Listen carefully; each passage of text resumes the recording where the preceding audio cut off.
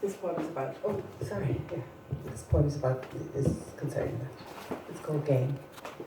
The boys squint gun barrels, exploding pine cones, later jackdaws. They aim higher, pheasants fall at their feet, duck and snipe tumble from the mouths of Labradors, hung fowl high in our pantry, their bodies swinging from a hook on the door. Mother sits flustered in the kitchen, plucking the birds in fast rips, their heads jerking pendulums. Kneeling amid the scattered plumage, I hunt for rainbow colours. The next poem, I had this aunt who had, this was in the 50s, and coffin freezers, as we call them, were just out, and she had a room built onto the house special, onto the kitchen special for this enormous freezer for all the produce in her farm.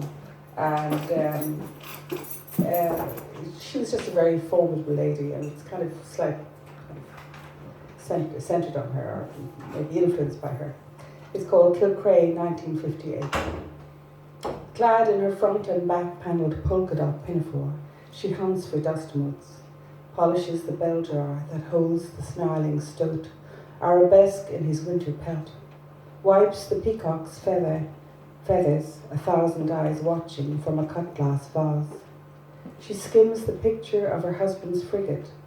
He returned from heathen England, tallow skin stretched over bones. She sent for the red-bearded Capuchin to hear his last confession. Priest's palaver, her husband mumbled before he died.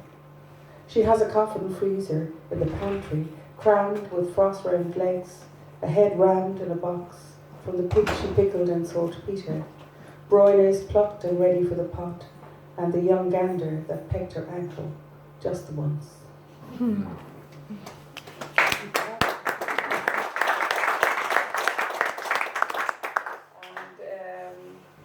This is also around the same story, really. It's called Under the Crows. It's also about a time, now our mother wasn't like this at all, but after 10 children, she just wanted to garden, and we were always at her, could we have a garden of our own? And there was a kind of stand of pines, and she let us garden there, but nothing would grow there. But of course, in this poem, it's Aunt Lizzie and not my mother, and she's too nice, really. Under the Crows. Aunt Lizzie shot songbirds in her garden. Vermin, she'd murmur, as finches, sparrows, robins tumbled from the spires of phlox and hollyhocks. Heady with the scent of sweet William, we pleaded for a garden of our own. She gave us a narrow strip of land beneath the scaly pines. There we toiled in splinter sunlight, making finger drills in bone-dry soil. Hedges rustled as we scattered seeds of Canterbury bells and larkspur. The earth repelled all water. It runneled like dust-skinned snakes. Crows crash-landed in the canopies, their black feathers raining down on us. We saw our aunt knee-deep in an island bed, splicing red-hot pokers with her spade. Look, aunt, we shouted, dirt hardening on our hands. Nothing will grow here. And this is called Bird Strike. When she died, sparrows darted through the broken fanlight, ripping the dark throat of her home. Iron banisters rang with the chatter of starlings, the stairwell a pit of guano. Wrens unpicked her cruel work cushions, small beaks tufted with coloured threads. A robin's raid on her basket of wool made a cat's cradle dangling from a lampshade. Goldfinches coupled on her bone china cups, forget-me-nots daubed with droppings, swallows' nests of spit and rubble hung from high beams like ancient balconies. At nightfall, a garrulous roost on flocked curtain pelmets and wing-back chairs. A mallard, squatting on the down-stuffed couch, kept one eye open. And this is a poem about my mother. I think this was the first baby in a family of, well, it was 10, but it was obviously 11. Firstborn. Mother kept a birth call tucked in the pocket of her bag. My small fingers would slide it out, unfold the worn brown envelope, hold the web of skin up to the light. She'd tell me again it was a charm, prized by sailors to guard them on the seas. She'd never sell it for all the tea in China. Then she'd gently ease it from my grip and slip it back. When I grew up, I learned it was a membrane that covered the head of her firstborn, the boy who passed away in his sea blue cot. It lies close to her, beneath her rosary-strung fingers. This is also about my mother.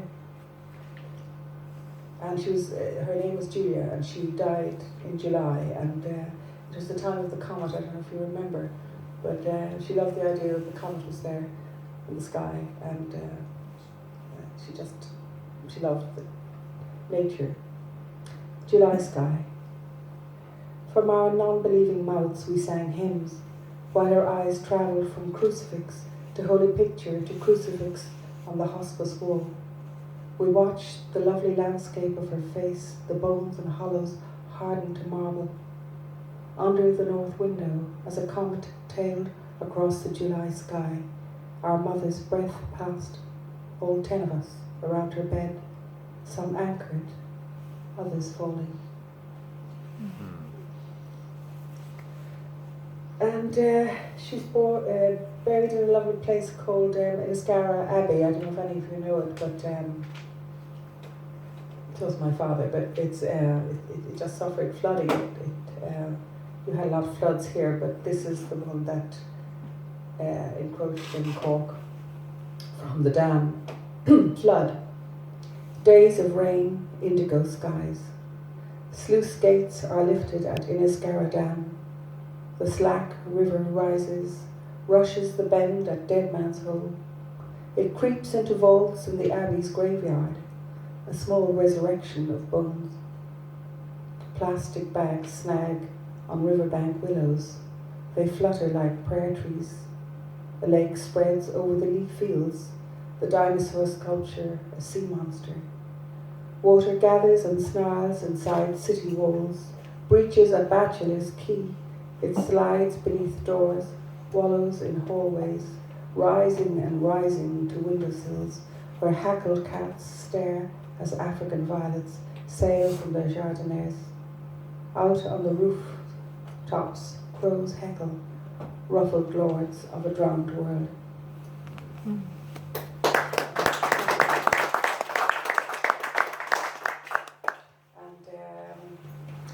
I'm sure some of you know, this is a poem really about aging and bones. I had a bad back this year and it kind of spurred it on, but it's also, when we were children, we used to play with this little ivory boat that my mother had. You wouldn't buy it now, but I mean, we had those sort of things. And on the deck, there were these little men, little sailors, and one was loose, and we always thought it was like a tooth, you know. Anyway, this is called Milk Tooth.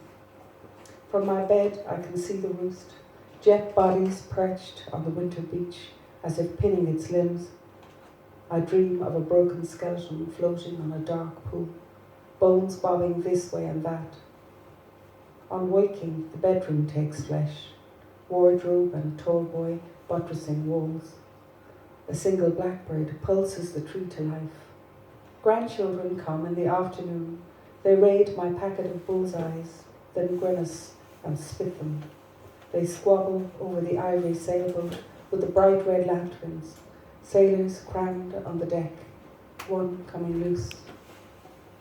And this is called The Crocodile Bag.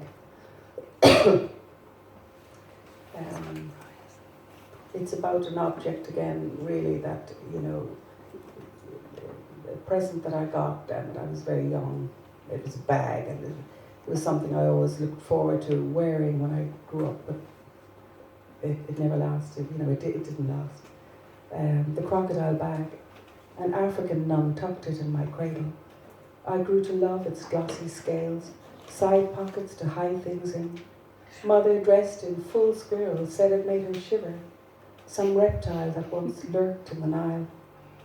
but I yearned to snap its clasp open from my mirror, my comb, and a lipstick called Strawberry Kiss. I polished its skin with my sleeve, propped its mouth wide with a pencil to keep it mold-free. For years, the shiny clutch glided in eau de Nil seas in a drawer of mother's silk negligees. Later, it was shoved in a tallboy of oddities, orphan socks, mismatched cufflinks, rolling pearls of a necklace. It surfaced last week, meandering among alluvial old shoes, the hide of a fabulous beast.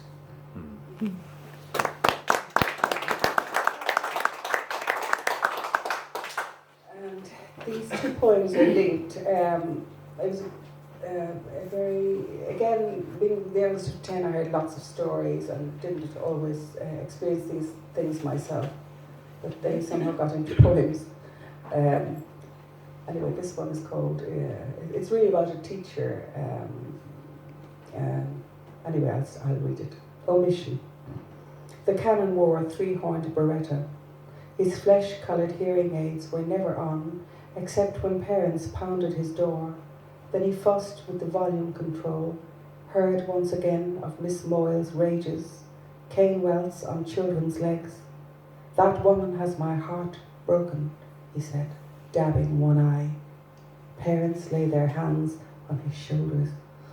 On visits, the canon stood with Miss Moyle in dust-ridden sunbeams. He spoke of the Holy Ghost, warned that the devil coveted our souls. But sins were easy. We rattled them off to the brass grit of his confessional. At practice for sacraments, under the gaze of stone saints, we botched the Lord's Prayer, while he nodded in the bishop's chair. And this is To the River, the same Miss Moyle. She gave my sister, I think, about 13 slaps. And my father did go to the canon and got nowhere. She wouldn't cry and she just kept slapping him. Wow. But she wasn't a well woman, as you'll hear. To the River. Miss Moyle gave me 4 hard lashes of her willow stick. I held my throbbing palm under my arm and cried. She sat at her desk, hands curled into fists, hair clinging to her forehead. Take out your books and I'll read the Children of Lir, she bellowed. They were turned into swans to shiver on cold lakes. Miss Moyle waved her stick, said she'd banish us all if we didn't stop talking in class. At lunchtime, she stole our tastiest sandwiches, swapping her fish paste for cheese and tomato. She stood at the door, stirring 6 sugars into her tea, munching through a packet of ginger snaps. Walking home that day, I went down to the river. In the shallows, my sore hand turned a mottled purple. I saw a kingfisher dive. Like the flash of a fist, I followed its shimmering body upriver to see our postman waist deep in the water, hauling a woman onto the bank. As he wiped weed from her face, there was Miss Moyle, all snot and bubbles. Miss Moyle.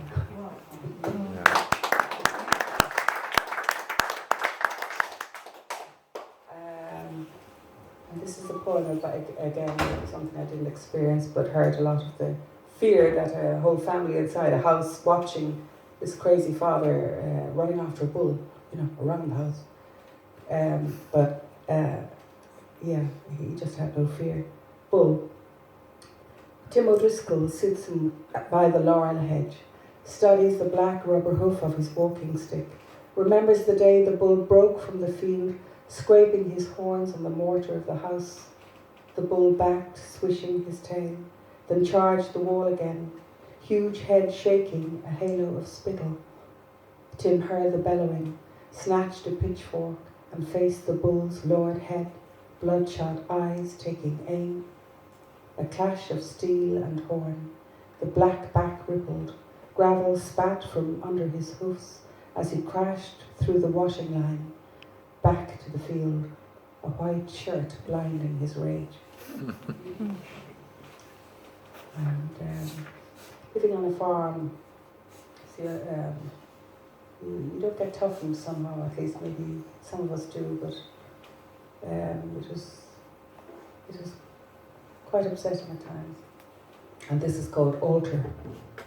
One piglet, then another, spilled onto straw, their pink bodies nuzzling the sow's teeth. Colostrum sated, they dozed under a red lamp, warm as their mother's vein-pumped womb. He visits the grain-blown millhouse, where a pig hangs, severed from snout to haunch. At the deal table, scrubbed pale, he holds the horn-handled knife, blade worn to a curve. And this is the hare's corner. The hare's corner seemingly is a part of, they don't go on the ground, they have, they're not like rabbits, you know. And the old pSoken was to leave a stand of wheat or barley or something for the hare to go to appease the hare. The hare's corner, gold squared in a field, the harvester turns to face the glare. Tines caress, then grasp the trembling ears, blades level the feet, cutting to the blonde heart, where corncrakes streak the final strip of grain. Leverets freeze, then rise, crimson tatters on the blades. Young of pheasant lift spirit wings in the evening breeze.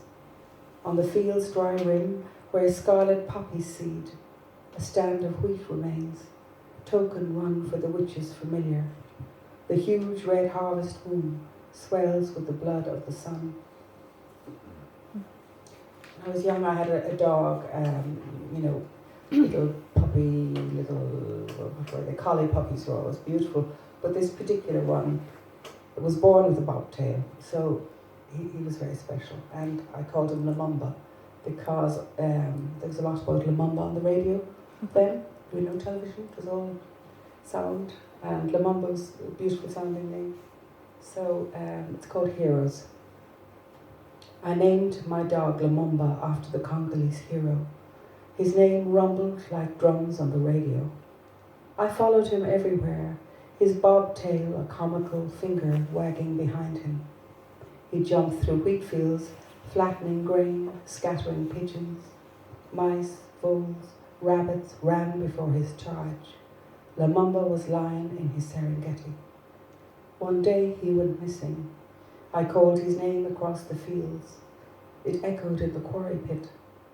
That Sunday I lit candles after Mass, knelt by my bed reciting Hail Marys. Father said he might have strayed. My brother blamed Tinkers camping at the crossroads. I pictured him tied to a caravan wheel, straining to return to me. As I set out to rescue him, coat buttoned to my chin, Father stood before me at the door. Lumumba was no hero, he said. Dan Ryan caught him slaughtering his sheep. Think of the lambs. Oh.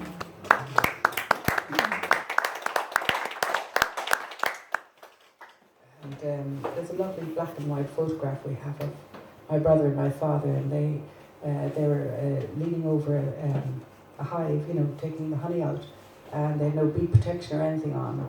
And these two didn't get on, so it was a strange picture, it was a beautiful picture, but he was also, there were three boys, but he was also the boy who got the farm, so that was interesting. The Beekeeper's Apprentice. My father captured wild bees, teeming brown beards hanging from tree branches. He carried them back to hives hidden in the orchard's rough grass, near trees that dangled shiny red apples, sour on the tongue. The bees foraged and hummed in fields clotted with clover, discordant when father leaned over their hives, beside him my brother lifting square bullions up to the sun, head haloed with bees, the chosen one. And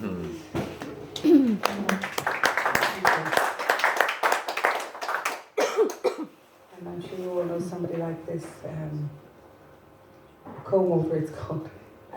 The bathroom mirror fashions him young again, hair slicked with brilliantine to defy the circling westerlies. In his pocket, a fine tooth comb, tines broken. He remembers his mother tugging on his cowlick, a thatch, she'd call it. Then he'd snatch the comb, cover it with paper, vibrations tickling his lips as he hummed her song, down by the Sally Gardens. Now field hedges grit their thorny spines, and ash leaves fall about his shoulders. The merciless northerlies whistle as they lift his cirrus thin hair.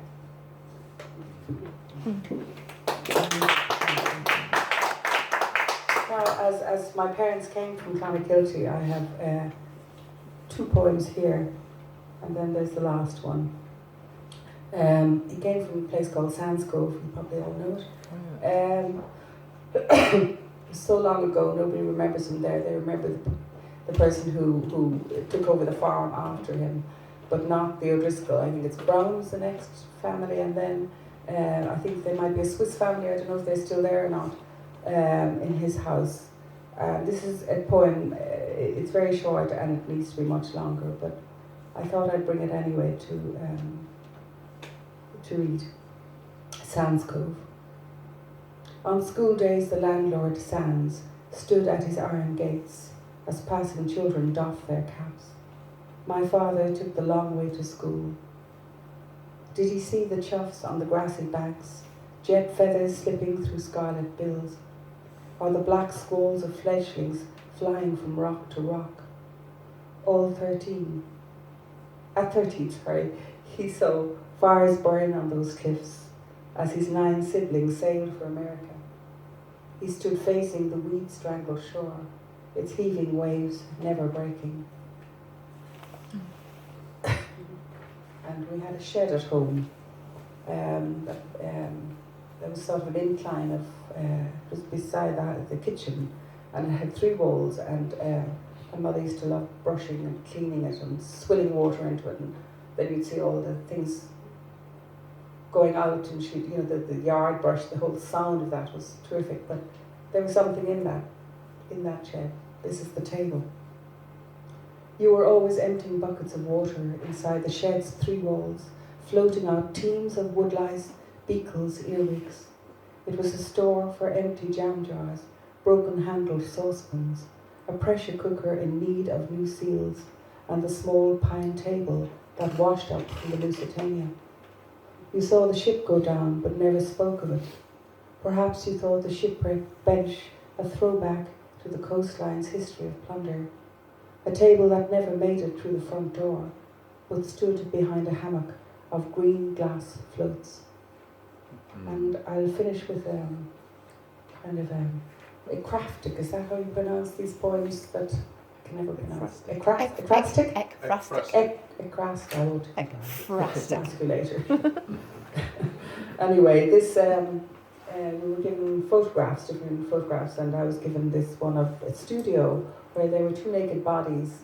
It was a painting by quite a famous woman, Cecily Brown, and the 2 bodies were just like one, in the sense that they were blended with the paints were, it was very well painted. They looked like one body, very fleshy paintings, what I'm trying to say. And this painting is called New Louboutin Pumps by Cecily Brown, so it's after that painting. Pumped. I was naked but for the shoes. He grabbed my left buttock, hoisted me onto his hips. Our flesh slapped and jiggled. He nibbled the lobe of my ear, asked if I'd ever posed for Lucian. I didn't care that my lizard skin toe rhythmically buttered a blob of alizarin, releasing the ooze. Spiked lavender and linseed made an olfactory orgy on the floor. We cavorted, canvases facing the wall. From outside the window, the burbling of homing pigeons rose to a crescendo. We rested on the chaise longue. He brought his nose to my pump, inhaling deeply. So thank you everybody very much.